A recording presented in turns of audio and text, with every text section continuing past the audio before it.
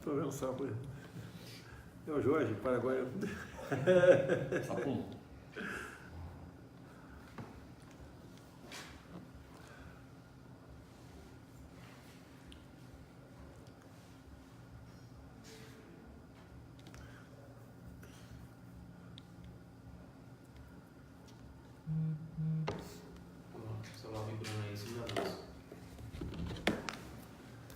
Boa noite, pessoal. Pretendemos, a partir da semana que vem, adotar uma rotina, uma vez por semana, realizarmos uma live para prestar conta do que estamos fazendo a todos vocês. Que, afinal de contas, isso é um dever e taca uma multa em cima de você.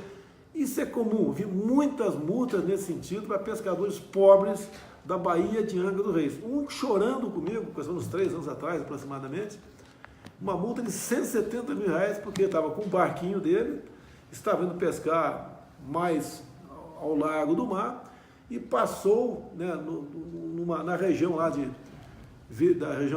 conhecido como estação ecológica da Jureia, tá?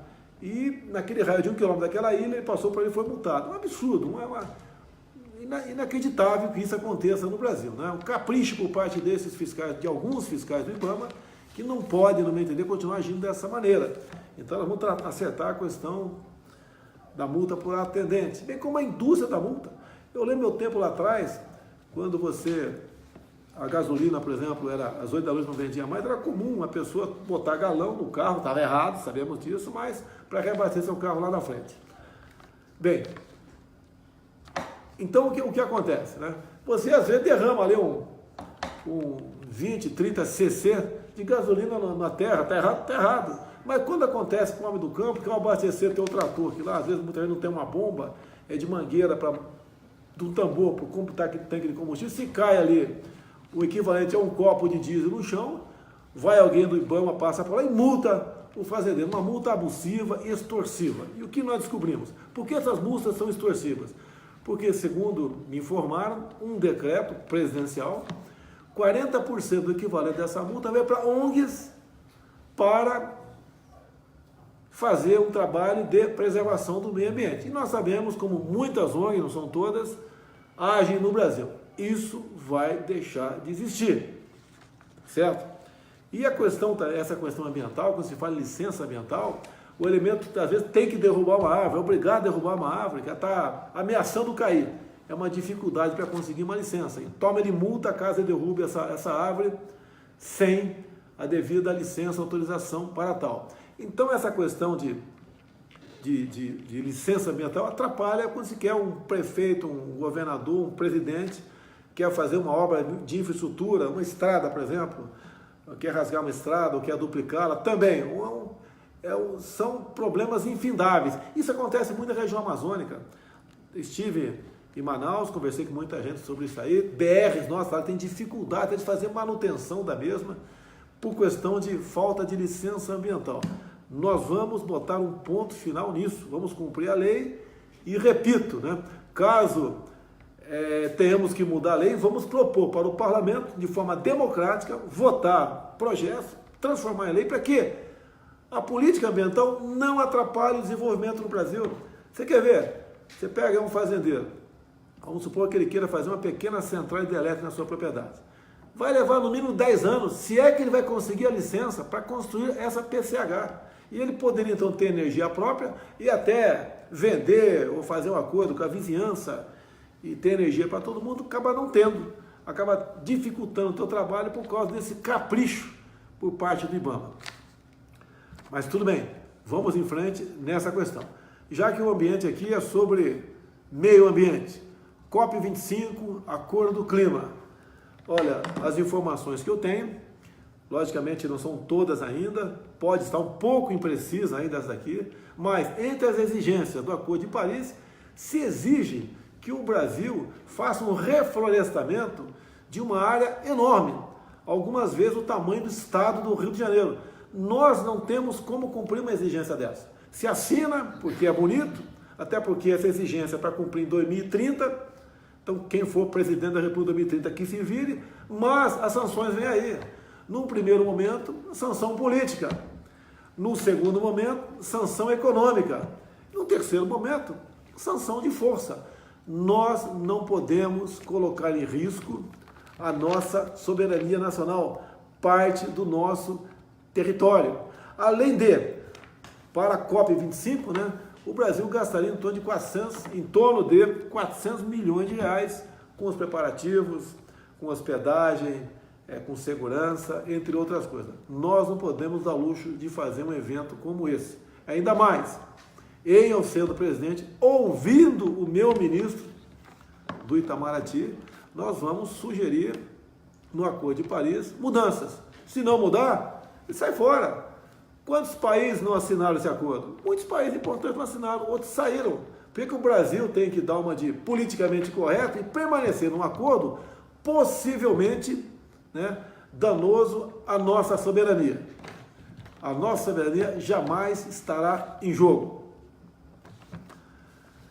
Bem, Pacto Global da Migração é outra que o atual chanceler aí, Aloysio Nunes Ferreira, assinou agora, se não me engano, ele estava no país aí, fugiu do país aqui, tá?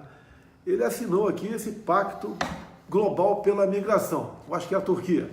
O que é o Pacto da Migração?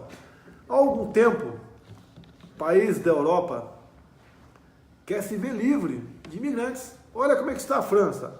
Olha como é que está a França. Você quer isso para o Brasil? Você que me chama de xenófobo, você quer isso para o Brasil? Olha como está a região da Baviera, na Alemanha. Você quer isso para o estado do Brasil? Acredito que não, né? Nós somos formados imigrantes, a minha família mesmo é de imigrantes, italiano, como todos nós aqui somos imigrantes, até o Silva, todo mundo é imigrante no Brasil. Agora, tem um detalhe, nós já somos uma nação, somos uma pátria, somos um país. Não podemos aqui escancarar as portas para quem quiser vir para cá, venha numa boa. Vem, inclusive, com uma cultura completamente diferente da nossa.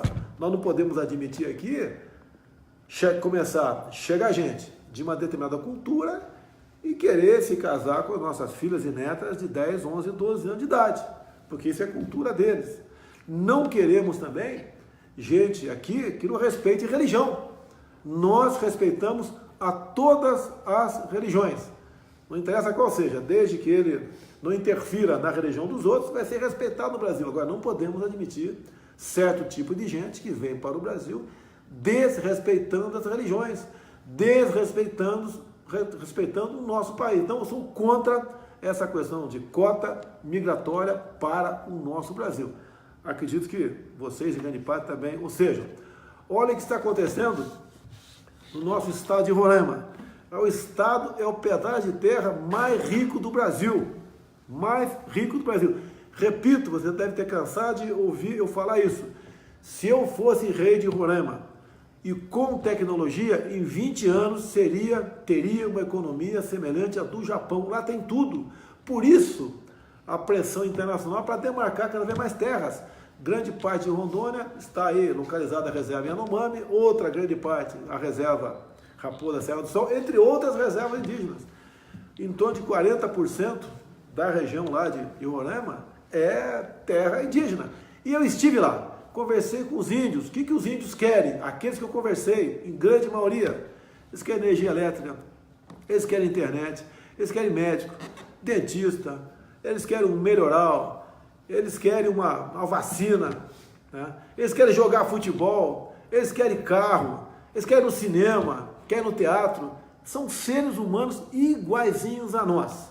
Agora, há alguns poucos no Brasil que ganham dinheiro em cima disso, preferem que os índios nossos fiquem aí reclusos numa terra indígena como se fossem elementos da Idade da Pedra.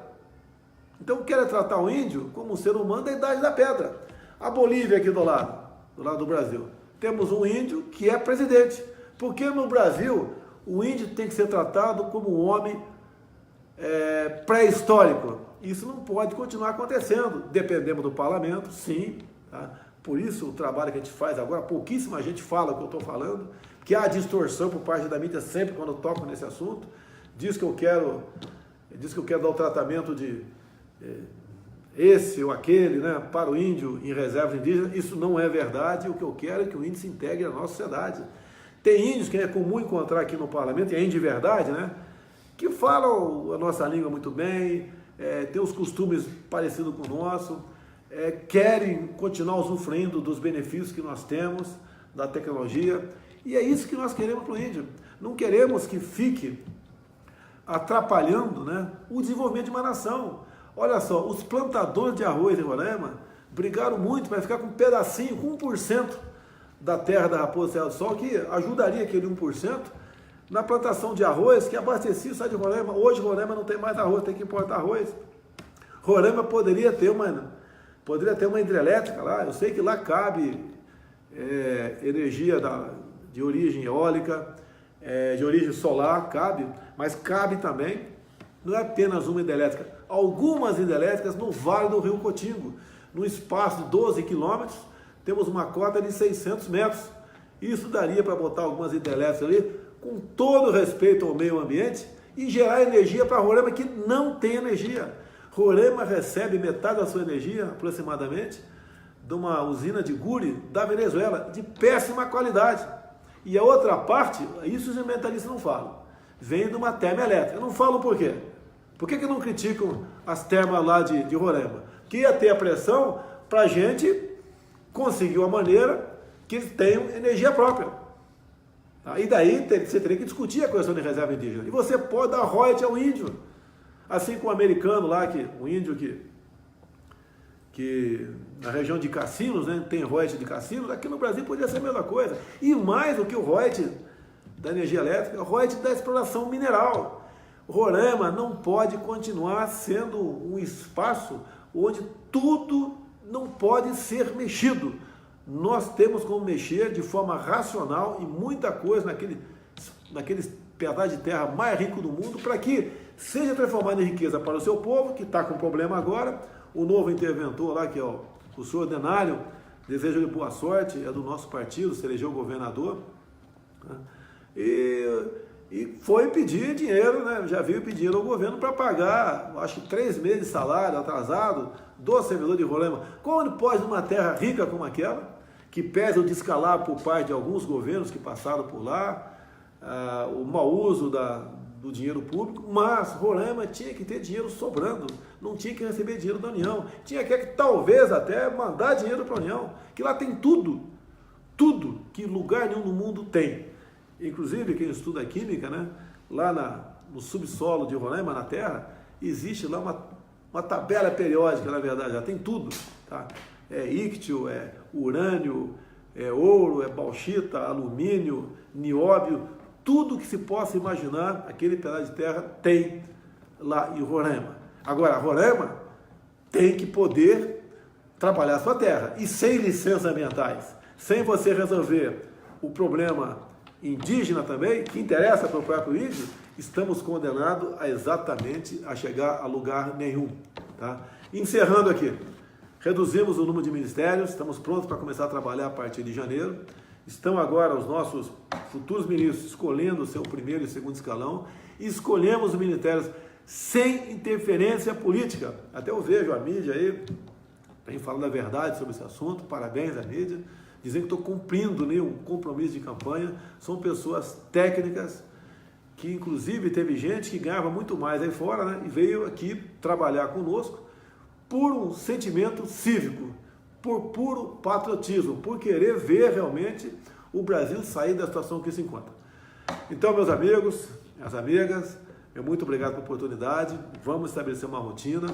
A partir da semana que vem, não sei se quinta ou sexta-feira, a gente vai estabelecer uma rotina para toda semana eu prestar conta do que fazemos aqui em Brasília. Tá ok? No mais, né, temos um problema pela frente, a questão do ex-assessor nosso, que está com uma movimentação atípica. Eu deixo bem claro que eu não sou investigado, o meu filho Flávio Bolsonaro não é investigado, e pelo que me consta, né, esse ex-assessor nosso será ouvido pela Justiça a semana que vem, onde a gente espera, obviamente, que ele dê os devidos esclarecimentos para o que vem acontecendo. Agora, se algo estiver errado, que seja comigo, com meu filho, com o Queiroz, que paguemos aí a conta deste erro, que nós não podemos comungar com o erro de ninguém. Da minha parte, estou aberto a quem quiser fazer qualquer pergunta sobre esse assunto, né? Tenho sempre colocado aí à disposição. E o que a gente mais quer é que seja esclarecido o mais rápido possível, seja apurada as responsabilidades, se é minha, se é do meu filho, se é do Queiroz, ou de ninguém, tá? Que afinal de contas o Queiroz também não estava sendo investigado, foi um vazamento que houve ali, não sou contra vazamento não, tem que vazar tudo mesmo, nem devia ter nada reservado, botar tudo para fora e chegar à conclusão. Dói no coração da gente? Dói, porque nós temos de mais firme, né, é o combate à corrupção. E aconteça o que acontecer, enquanto for presidente, nós vamos combater a corrupção usando todas as armas do governo, inclusive o próprio COAF, que está indo agora do planejamento, a partir do ano que vem, para o Ministério da Justiça. Boa noite a todos, vamos acreditar, o Brasil é nosso, vamos mudar o destino dessa grande nação, vamos respeitar a família, as crianças, os idosos. Conosco vai ter história de cor, você daltônico para tratar dessas questões. Vamos jogar pesado na questão da insegurança em nosso país, até para que haja turismo, para que haja mais paz no nosso meio. Não vai ser fácil esse nosso trabalho. Mas, ao lado de vocês, e tendo Deus acima de tudo, nós atingiremos esse objetivo. Um abraço a todos, até uma próxima live.